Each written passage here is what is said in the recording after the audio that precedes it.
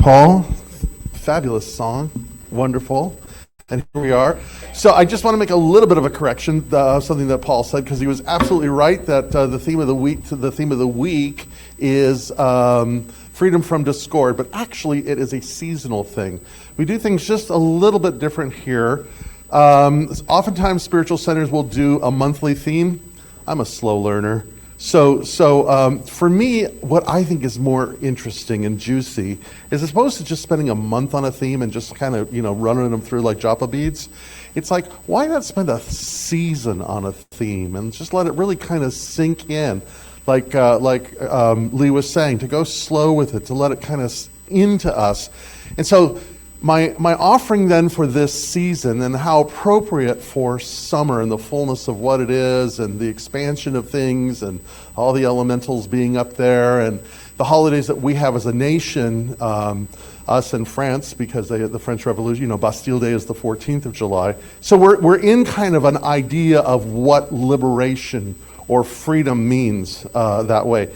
And so I love to see the origin of words, because sometimes I'm very curious to know what I'm talking about. And so I thought to myself, what does this mean, freedom from discord?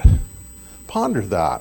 What starts percolating in you when I say these words, to freedom from discord? Ernest Holmes, the founder of our particular New Thought denomination, talks about that. He talks about how each and every one of us is sort of called to be an emancipation, is the word that he would use, from any discord of any form whatsoever. But this idea of freedom from discord. So the other day, Andrea and I were driving down to San Diego to see my stepfather, and we were listening to a podcast, and a woman by the name of Carolyn Case, and I really like her because she's all into words herself. And so she said freedom comes from the Indo-Germanic word frocho, which means beloved or friend. And Andrea turns to me and she goes, "There you go, there's your talk." I was like, I was trolling, I got it. So if freedom means to befriend or the beloved, what is discord? Well, it comes from the French cordia, which is the old French heart. So it means freedom from discord really means to be befriending the heart. Or another way of saying this, I think, is resonance. And so when Jim earlier talked about not being, living in nature, but being nature itself, that's a sense of resonance. It's about what it means to literally feel inside. There's here comes Tolkien. So in the Silmarillion, I think the Silmarillion has probably one of the most beautiful creation myths I've ever read of any scripture, whether it be the Dhammapada or the Gita or the Upanishads or the Christian or the Hebrew Bible or whatever. I mean, they're all beautiful stories because they're theopoetic, meaning, the poetry of our relationship to the divine. And Tolkien, who is this incredibly deep, profound thinker, this was a guy who he was a linguist by education, among other things, but he not only invented a language, but he created poetry in that language and histories of that. But in the Silmarillion, the creation story is Iluvatar, that Ein Sof, that beingness of all things, begins to create through song, through music. And what happens is there's one character there that creates dissonance. And then Iluvatar just weaves that dissonance back into the melody itself. And so there's always this possibility then of bringing resonance into dissonance. And I think the freedom from discord is simply that. It's our capacity to bring resonance where there's dissonance, where there is Discordia, where the heart is disturbed, where we may feel distant from the heart, or broken from the heart, or the heart aches, or whatever the case may be. Because this truly is, the essence of all bondage is coming from there. And I want to get into that in just a few minutes. But so, this idea then that freedom from discord is the capacity to enter into the experience of resonance, of feeling part, not separation. Something that Dr. Holmes talks about is he says that we can take any condition that we may be suffering in, and I know that this is blithy and pithy, but it's worth pondering this. He says, you can take any condition that you may be suffering from, and if you distill it down and distill it down and distill it down, eventually what you come to is an experience of separation, cut out, discordia. And so if separation is that which creates the suffering, then it is wholeness, that sense of connection or resonance that really begins to bring the cure. So, as I was getting ready to come into the center today to get ready to do this, I always listen to music one form or another, and I think it's always very fun. I always love to ask people, what was the soundtrack of the day for you? What was the soundtrack of what you were listening into? And maybe I'll ask that right now. Any takers? What was your soundtrack this morning coming in? Johnny Cash, love it. Anyone else? Yes. Oh yeah, I love that song. Yeah. Yes. Yeah. Who? Michael Jackson, right on. Which a particular song? The way you make me feel. Yeah, right on. That's a worthy one. Yes. Daniel Boone. Beautiful Sunday. Beautiful Sunday. Fabulous. Yes. A local band named Mango Source. Anyone else? Neil Diamond. Yes. Neil Diamond. Crosby, Stills, and Nash. They're kind of a go-to for me on that one. And Wah. Beautiful. Yes. Jimmy and Enrique, local boys. Yes, nice. Out there in the virtual world, you can always text in or put it in the comments what you're listening to or who you're listening to. These are the soundtracks. So, how many were listening to Rick Wakeman?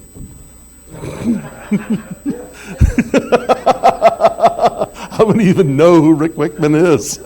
Right on, thank you. Yes. So Rick Wakeman, the myths and legends of King Arthur was the particular album that I was listening to. It was made in 1974. So I was listening to that, and I found myself, whosoever shall remove this sword from the stone, he shall be the true king of Britain. Bum, bum, bum, bum, bum, bum, bum, and off it goes. And it's upbeat, and I'm in it, and I'm driving, and I'm in this space, and I'm realizing what's happening to me is there's this deep longing that's given permission to start welling up, because that's what music does, right? That's what music does, is it creates an opening for that which we long, that which we desire, that eros inside of us to find an expression of something. And when I was in it, and I was thinking, the myths and legends of King Arthur, and I was really, I love them. What was that? What was I? I'm not going to try to remember the name of the book right now because I'll go down another rabbit hole. But I was thinking to myself, The Crystal Cave. That was it. But I was in this sense of longing, and I thought, oh my goodness gracious, I'm longing for the King. And I thought, well, isn't that interesting? Me, of all people, me who can probably be defined best by my contradictions. Me, who is, sort of a New Thought, Freemason, anarchist, Christian, longing for a king. What's that about? And what I got is it's not so much the king, but it's the idea or the hope of what a king means. It's that which brings justice. It's that which brings freedom. Because what I also know is, Kings have a tendency to set up empires. Empires have a tendency to become bloated and rot. And if we look at any of the sacred scriptures, the Bible, the Bhagavad Gita in particular, but any of these, or if we are ever a student of history, what we realize is that part of the human spiritual, emotional, intellectual evolution of what it means is we're always in this struggle between justice and empire. The myths and the legends of the Hebrew Bible, the story of Arjuna and Krishna on the field of Kurukshetra, they're all about this. They're all about what empire is, that force that occupies, that thing that becomes tyrannical, and how these populists always give way to this, and there's always that sense of disappointment because there's always this hope that something outside of us can bring to us what we're yearning for on the inside. And the thing about New Thought is New Thought grows out of, if we were to do our history a little bit, it grows out of the Hermetic tradition. So we understand this idea that everything that happens on the outside is reflective of a process that begins on the inside. And so we want to change it on the outside, but unless it happens on the inside, nothing begins to change because we always just revert back to the same default, the same pattern, the same thing, because the resonance that we're practicing or the dissonance that we're practicing is the thing that begins to create the experience by which we build the superstructure of our very life. Does that make sense? So this is something that you're probably thinking right now this is something that the 18th century philosopher Jean-Jacques Rousseau said. He says, man is born free, but is everywhere in chains. We are born free, but wherever you look, we're in bondage. Or we're looking for ways to be in bondage. One way or the other. And I thought about that because, something that I gently, respectfully disagree with in New Thought is the idea that freedom, like prosperity, are our divine right. They are not our divine right. Nor do I think we deserve it, that we are entitled to it. Everybody's breathing. What I do begin to understand is that there is something within us that recognizes it and longs for it and desires it. And that's the powerful thing. It's not, because I think if we start thinking that we deserve it or that we have a right to it or any of those kinds of things, any kind of ideas of entitlement, then we have a tendency to project it onto something external as opposed to doing the inner work to cultivate it within us. I think that very essence, if we are made in the image and likeness of that which is the Holy One that is, then it is within our nature to seek it and to grow for it and to do it. And so therefore, when you read these stories, myths, and legends, they're all about the adventure that takes us to the thing that we desire. It's not simply bestowed on us, but it is something that we seek. And in another way, I would say not respectfully, my lips aren't working. Reciprocity. On that level, that which we are seeking is seeking us. There's a luring of it toward us in that sense. Because I think in many ways, what I would say is this, is freedom, like hope, like faith, they live in the means, not in the end. They are action-oriented concepts.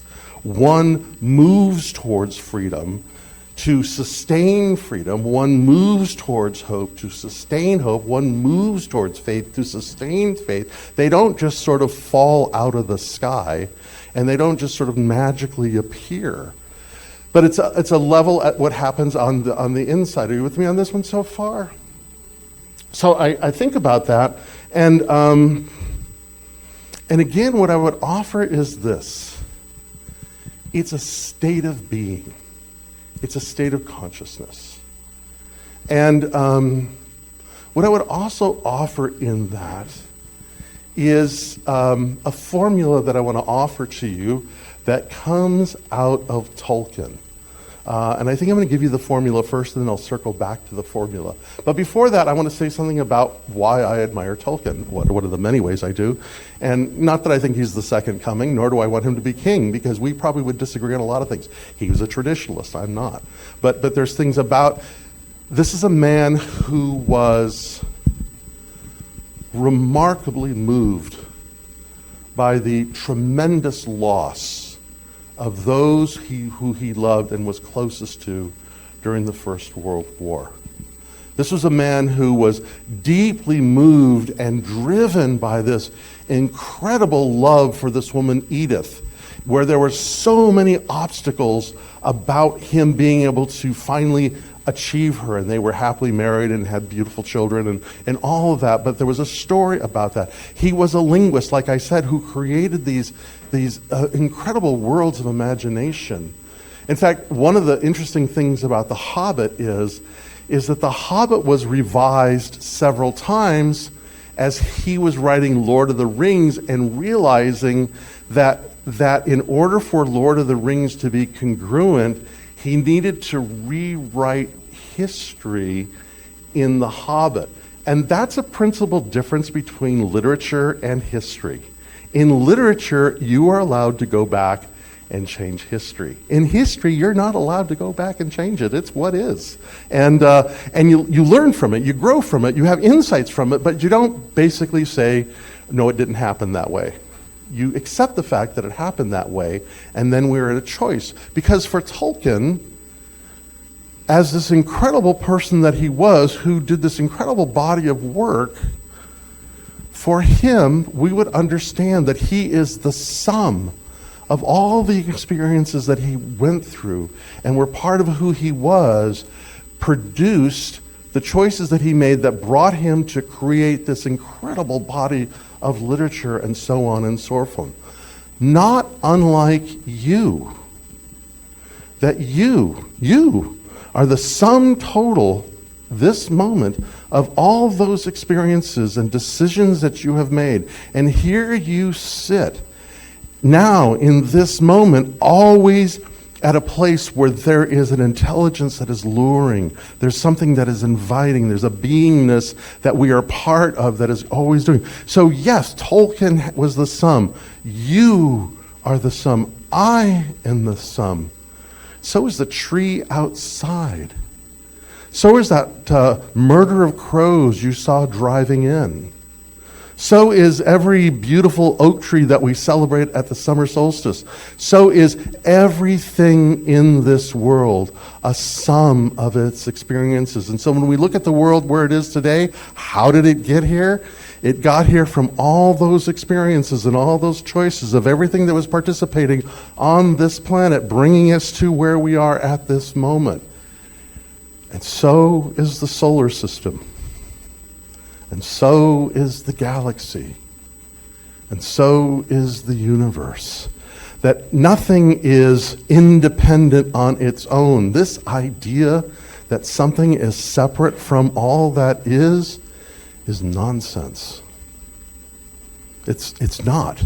But that everything, and so as everything in this universe is evolving and growing and learning and expanding and becoming more aware, each and every one of us are that as well.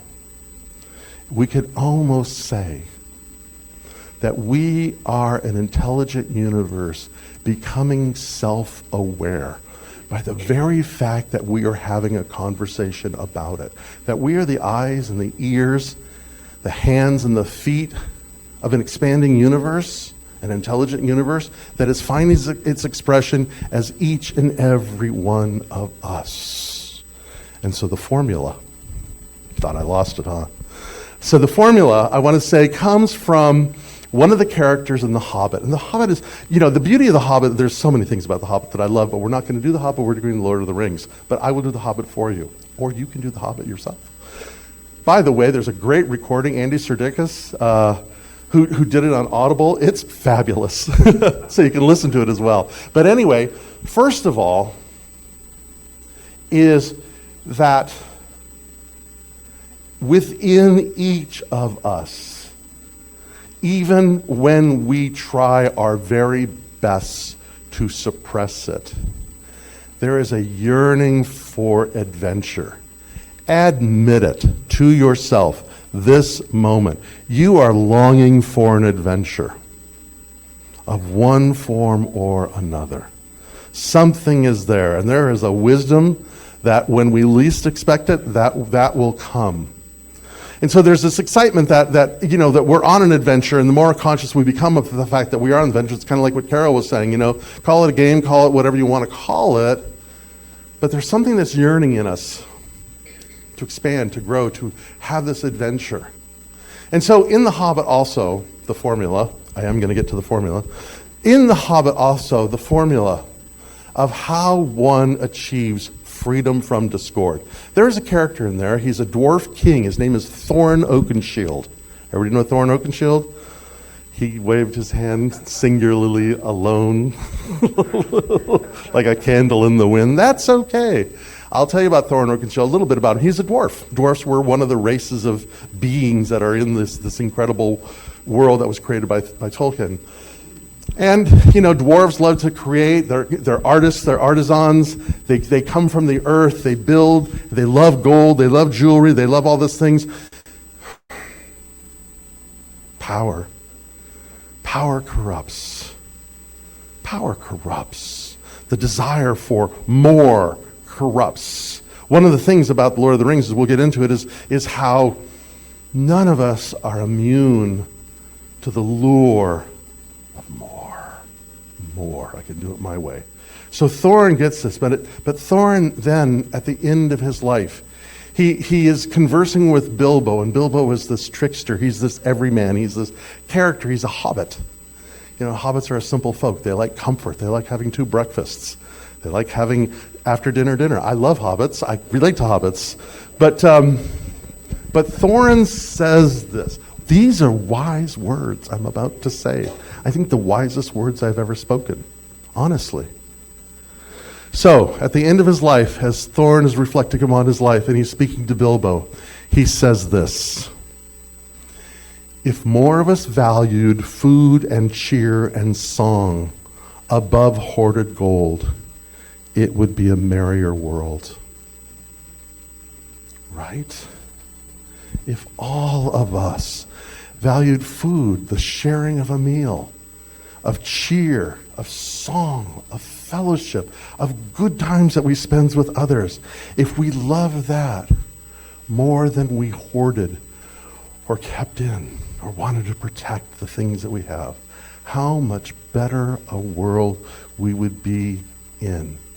I think that's to me, that is the wisdom that is there. And what I would say is, it goes back to this idea that everything is connected to everything else, and that how we live in the world determines the sum of the world that we live in, right? And how we learn from what we have. George Santayana says it this way. He says, those who cannot remember the past are condemned to repeat it. Right? We've all heard that before. Those who cannot learn from the past are condemned to repeat it.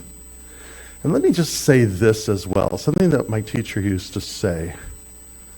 Those who suppress the past intend to repeat it.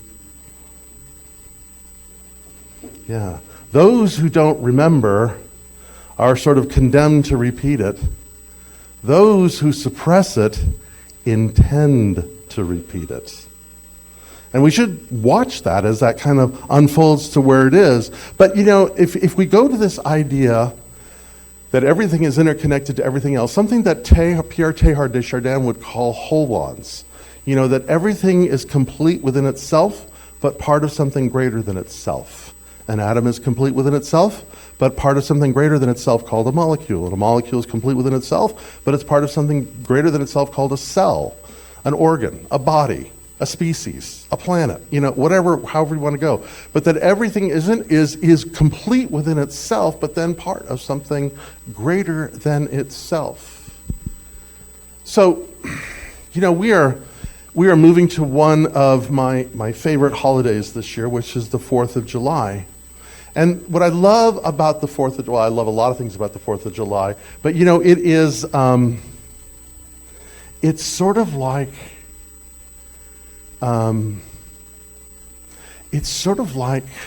the story of the Exodus in some ways. There's a mythic part of it because, here were these young men and women who were revolutionaries, and they were throwing off a tyrannical king. They were wanting this level of self-determination. And that comes from ideas developed by people like Rousseau, who were products of the Enlightenment. This idea of throwing off the shackles of tyranny. And it's sad to say that they were throwing off the thrashes of empire and then we become an empire, go figure. But then again, that's where history repeats itself if we're not paying attention, is that we end up in these things. But these young men and women who were creating a revolution, and the mantra was that I love to repeat this time of year. My beloved probably gets sick of it because I say it all day on the 4th of July, up the rebels, down the tyrants, up the rebels, down the tyrants, up the rebels, down the tyrants. And, but think about it from a metaphysical point of view. Because again, we're remembering if it's happening on the outside, it has to happen on the inside. There was a great book years ago called The Aquarian Conspiracy, Hands? The Aquarian Conspiracy, Marilyn, whatever her name was. You read it. Sometimes I feel lonely out here. But it's a fabulous book because one of the things that it talked about is, the whole revolution of the 60s imploded because it was all external and not internal. And so it just kind of fell back, and look at those 60s people that were going to change the world and we're going to do this and we're going to do all these things. We all became boomers, right? Look at the world that we're in today. It was not internalized. It was solely on the external. So it's how we change it. And so my offer is today, on this 4th of July, is to consider this. If we are seeking a freedom from discord, if we're trying to find resonance within our heart, we're not going to find it outside. There are no messiahs coming. There are no populist leaders leading.